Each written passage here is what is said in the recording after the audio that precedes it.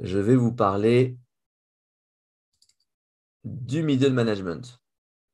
Bienvenue pour cette nouvelle édition des Chroniques Melchion pour l'entrepreneur. Chaque semaine, 10h30, le vendredi, on vous fait un petit topo sur des sujets qui nous paraissent importants pour l'entrepreneur.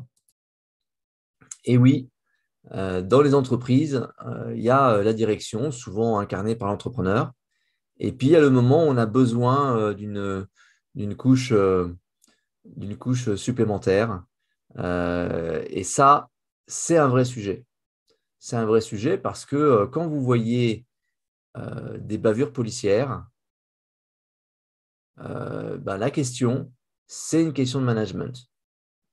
Quand vous voyez des bavures militaires, la question, c'est une question de management. Les crimes contre l'humanité, les choses comme ça, c'est en général, quand on étudie les sujets, on s'aperçoit qu'il n'y avait pas un management capable de modérer les ardeurs, de rester sur la mission. Mais c'est aussi le cas quand vous voyez des organisations qui sont souvent en grève.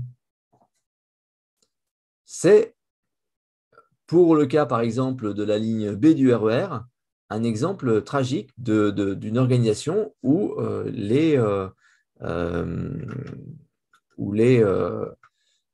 là,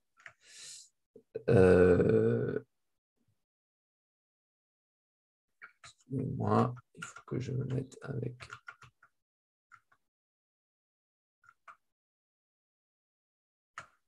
Voilà.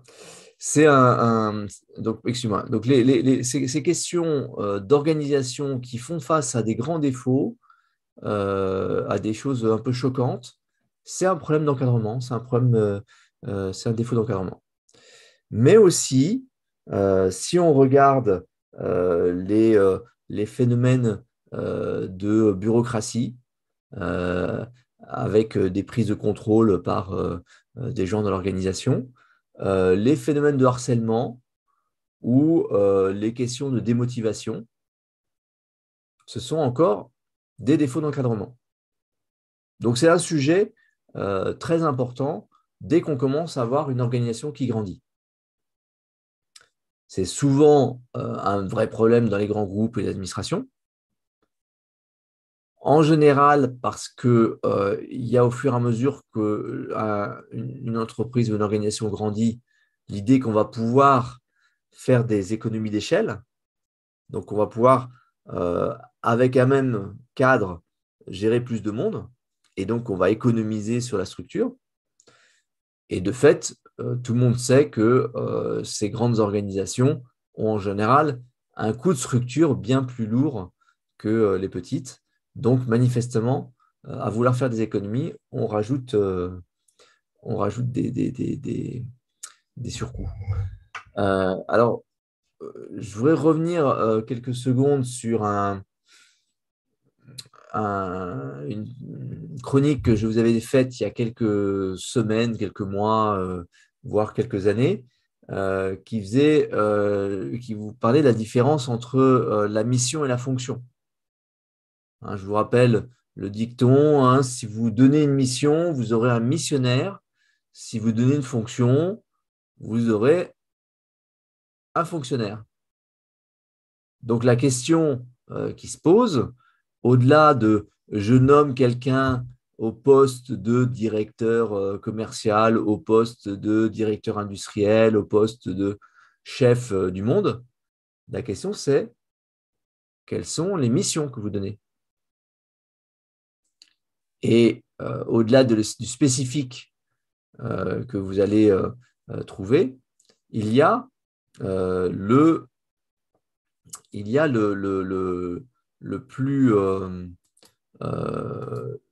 plus générique dans les missions d'encadrement. Donc, c'est-à-dire que les missions du cadre sont des missions qu'on retrouve d'une manière générale de coordonner. Donc, coordonner, ça veut dire quoi? Ça veut dire aller chercher l'information et la diffuser au groupe, afin qu'on sache où chacun en est par rapport à chacun. Donc cet acte de coordination est essentiel, elle est le cœur même de la mission du cadre. Et puis le deuxième point, c'est de remonter l'information. Et ça, c'est étonnant de voir que les organisations qu'on évoquait, qui ont un défaut d'encadrement, ont souvent un gros taux de syndicalisation qui est ce qu'on est obligé de mettre quand l'encadrement ne fait pas son travail. On est obligé de créer une voie parallèle de remontée d'information. Alors, remonter l'information, je vais revenir encore une fois sur un sujet qu'on avait évoqué dans le passé, c'est la fameuse révocation de l'édit de Nantes. Donc ça, c'est un acte qui date de décembre 1698, et ça avait été décidé un siècle après la mise en place de cet édit. Alors, il s'agissait du roi Soleil, de Louis XIV. Louis XIV était un de ces rois qui était passionné pour son royaume, c'est-à-dire que tout ce qu'il cherchait à faire, c'était le bien de son royaume. Et il était aussi très respectueux de son père et son grand-père. Son grand-père, c'est Henri IV, qui était celui qui a mis en place l'édit de Nantes. Et Louis XIV va décider de révoquer cet édit de Nantes, et donc on va se retrouver face à une nouvelle période de tension dans un contexte où il n'est plus possible de retourner vers une guerre de religion. Les protestants n'ont plus cette capacité face au pouvoir royal qui s'est bien établi en un siècle, donc ils n'ont pas d'autre solution que de partir. Et ils vont partir en masse, et en particulier les plus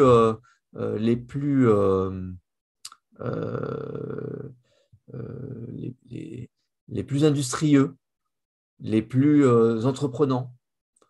Et la France va perdre une très grande capacité de production et économique. Donc, ils vont partir vers l'est de l'Allemagne, notamment la Saxe. Vous avez entendu parler de la porcelaine de Saxe. Eh bien, c'était une porcelaine de France qui est partie en Saxe. Et il a fallu des efforts considérables pour recréer les porcelaines de Sèvres en compensation. Vous voyez les nombres de ceux qui sont partis, les endroits vers où ils sont partis. Donc, vous avez par exemple en Afrique du Sud une ville qui s'appelle Franschhoek, qui est le coin des Français. Donc, vous avez une grosse production viticole au nord du Cap. C'est la plupart du temps des Français qui ont importé ça.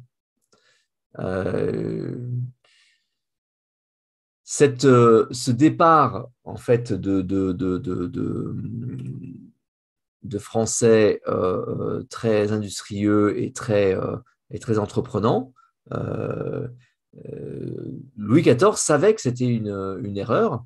Il ne pensait pas qu'il allait voir cette fuite de cerveau et de bras. Il était conscient, Jean Bodin était plutôt un contemporain de son grand-père, d'Henri IV. Il était conscient qu'il n'est de richesse que d'homme. Donc le sujet, c'est que ceux qui savaient n'ont pas dit à Louis XIV qu'il y avait un problème. Ils n'ont pas dit à Louis XIV que ça allait causer une fuite. Ils pensaient que Louis XIV était au courant. Ils pensaient qu'il était d'accord. Donc le rôle de vos cadres, c'est aussi de remonter l'info. S'ils ne le font pas, vous allez chercher l'info de votre côté, mais vous perdez toute une opportunité de renseignements, de compréhension et de bonnes décisions. Le troisième grand rôle, et on avait déjà parlé, c'est former. Je vous rappelle que j'ai commencé ma carrière, ma vie après les études dans cette école d'officiers à Draguignan, le club militaire armé, comme on l'appelait. Donc, c'était une école d'artillerie. L'artillerie, c'est des gros canons comme ça, les 155 AUF1, et c'est le petit véhicule dans lequel j'opérais, le véhicule d'observation d'artillerie, qui est la première cible de l'artilleur ennemi. Donc, c'était assez rassurant de savoir qu'on avait une espérance de vie de 5 minutes en cas de conflit sur le théâtre européen. Et donc, on allait faire des manœuvres dans le terrain de Canjuers, qui était au nord, 20 km au nord. Je sais que c'est 20 km parce qu'on les avait fait en courant, en rentrant.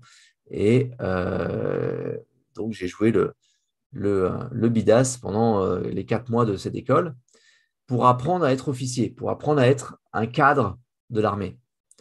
Et ce qui m'avait le plus surpris à cette époque-là, c'était le fameux cours Pédago 101, qui était un cours littéralement pour nous apprendre à enseigner, pour nous apprendre à former, pour nous apprendre à tenir notre rôle de pédagogue, qui est le rôle du cadre. Alors, je vous rassure, à l'époque, les slides étaient présentés sur des rétroprojecteurs. Et donc, on nous apprenait à ne pas se mettre devant le rayon du rétroprojecteur et à ne pas montrer les figures sur l'écran, mais à les montrer directement sur la feuille de transparent qu'on avait fait à la main. C'était une autre époque.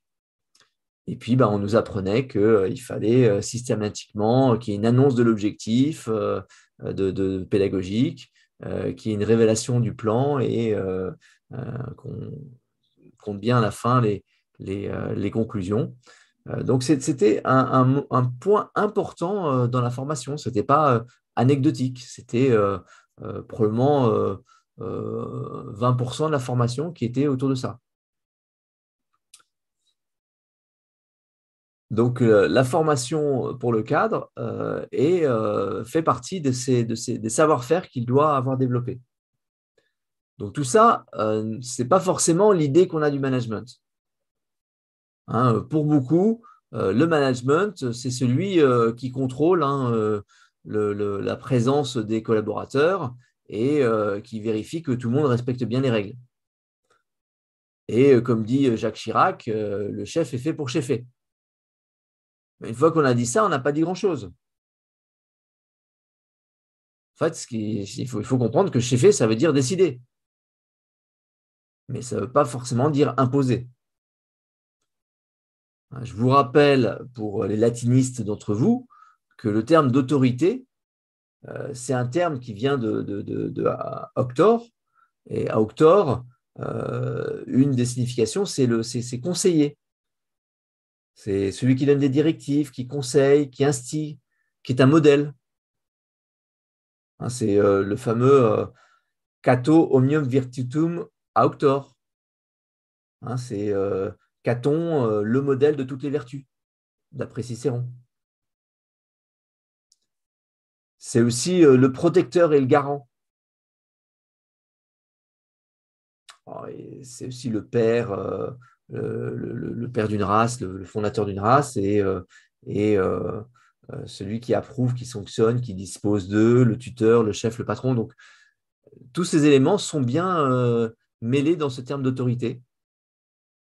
L'objectif de l'autorité, c'est de faire grandir. Alors, cet écart entre le besoin entre le besoin des cadres, ce qu'on attend des cadres et ce qu'eux imaginent de leur rôle, a donné lieu à des éléments qu'on voit souvent, des événements qu'on voit souvent dans des changements d'organisation un peu radicaux. Le passage en mode Toyota où il fut un temps, la grande mode était de mettre en place des entreprises libérées. Et le principal frein étaient les cadres. C'était eux qui étaient perdus, qui ne voyaient plus, qui ne comprenaient plus ce qu'on attendait d'eux et leur rôle. Donc tout ça pose la question de comment gérer vos cadres. Et donc il y a un certain nombre de points importants, c'est-à-dire d'abord s'assurer qu'ils ont bien compris ce qu'était leur mission. Et ça veut dire leur avoir expliqué ce qu'on attendait d'eux, leur avoir expliqué que c'est à eux de récupérer l'information, que c'est à eux de coordonner leurs équipes. Et coordonner ne veut pas dire leur expliquer quoi faire, ça veut dire leur faire comprendre la situation pour qu'ils puissent s'adapter de manière brownienne le plus facilement possible. Alors, une fois que vous êtes assuré qu'ils connaissaient bien leur mission, il y a une bonne vieille expression militaire qui dit que la confiance n'exclut pas le contrôle. Donc, vous devez arriver à comprendre si vos cadres ont fait ce qu'ils étaient supposés faire. Non pas pour sanctionner, mais pour comprendre le pourquoi, pour aller vers les causes premières. Qu'est-ce qui explique qu'ils n'ont pas fait un travail, s'ils ont compris quel était leur travail? Est-ce qu'ils ne savent pas le faire? Est-ce qu'ils ont fait face à une difficulté particulière? Comment est-ce qu'on les aide? Comment est-ce qu'on les fait grandir? Donc, les missions du cadre reflètent un peu vos missions. Coordonner, recueillir l'info, diffuser l'info. Mais au lieu de faire remonter l'info, c'est plutôt d'utiliser l'info que vous allez devoir faire. Et puis, après, vous allez, vous aussi, devoir former les cadres, notamment les former à former et les former sur ce qu'ils doivent former, sur ce qu'ils doivent apprendre à leurs troupes. Donc, vous allez devoir vérifier vous-même que vous avez bien fait vos missions. Et en conclusion, investir dans votre encadrement est essentiel pour votre propre libération. C'est parce que vous avez fait ce travail sur vos cadres que vous allez gagner une liberté d'action, une liberté de réflexion, que vous allez retrouver du temps libre.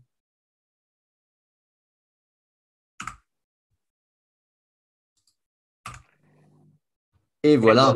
Merci Jean-Christophe pour ce rappel que l'entrepreneur, lorsque son entreprise va se structurer, va petit à petit confier un certain nombre de missions de management à ses principaux collaborateurs. Finalement, il va déléguer une partie de sa fonction, de son rôle à des gens qu'il a choisis.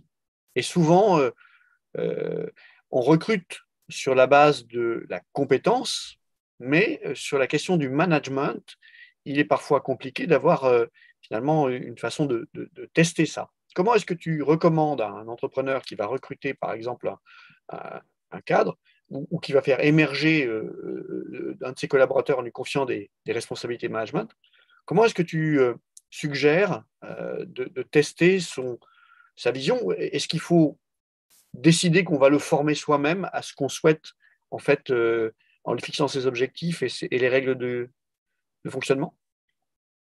C'est une bonne question, ça, Patrick, parce que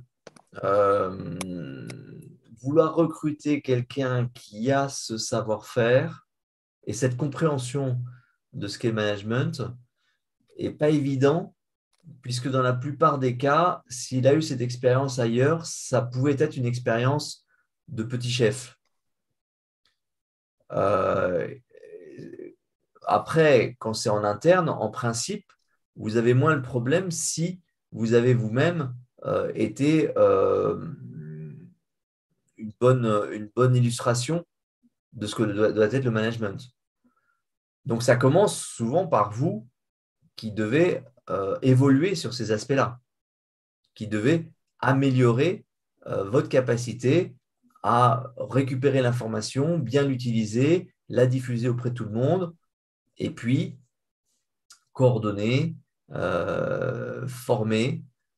Donc, si vous faites bien déjà ça, il y a des chances pour que ceux que vous allez promouvoir le fassent aussi, à condition d'être clair sur les missions et de ne pas leur donner un titre et puis c'est bon.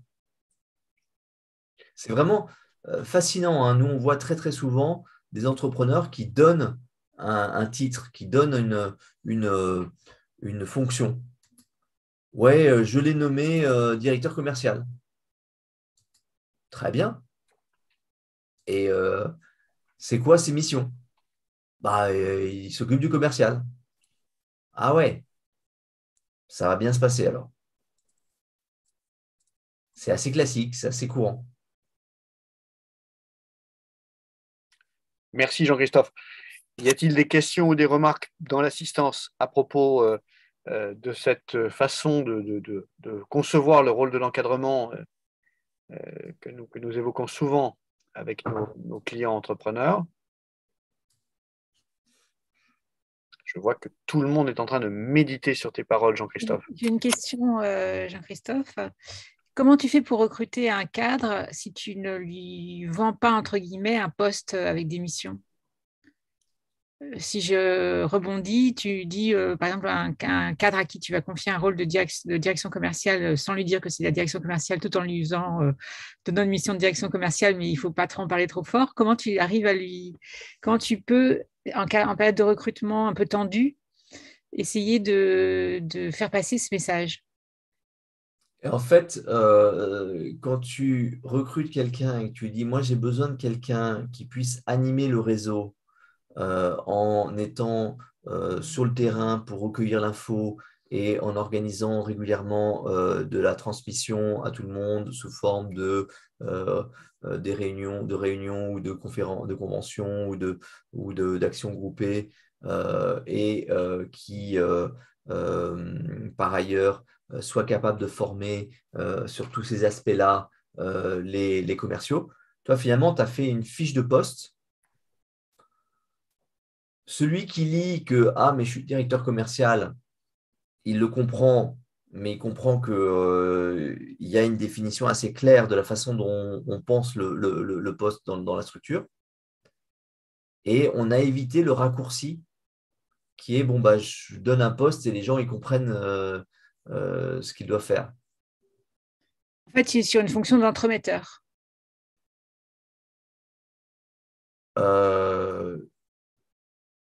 Je n'ai pas compris la question en fait. En fait, est-ce que en fait, finalement, ce poste-là, c'est un peu une fonction d'entremetteur? Alors, le terme qu'on utilise dans tout ce qui est organisation Lean, c'est-à-dire le mode Toyota, c'est un coordinateur. Coordinateur, d'accord. Toyota a un encadrement très, très important, mais ce ne sont pas des contremaîtres. Pour chaque groupe de 5 collaborateurs, ouvriers, il y a l'un d'entre eux qui est un coordinateur. C'est lui qui fait en sorte que les process et les règles soient respectés. Donc, on doit faire notre réunion tous les matins pour faire le point sur ce qui était bien, pas bien. Et ben, je suis là pour que la réunion ait lieu. Je suis là pour que la parole circule bien. Je suis là pour que tout le monde ait pu apporter sa part dans le process. Je suis aussi là pour m'assurer que quand il y a un problème, eh bien, je sois au courant et je puisse informer les uns et les autres qu'il y a un problème et leur faire comprendre que finalement, ce n'est pas moi qui ai besoin de sanctionner, c'est le groupe qui est en train de commencer à s'élever contre une pratique. Tu arrives souvent en retard et il y a des gens qui sont en train de commencer à râler là-dessus parce que ça leur donne un surtravail. Comment est-ce que tu vas faire pour changer ça? C'est différent de tu arrives en retard, tu sais que la règle c'est ça, je vais devoir te mettre un blâme.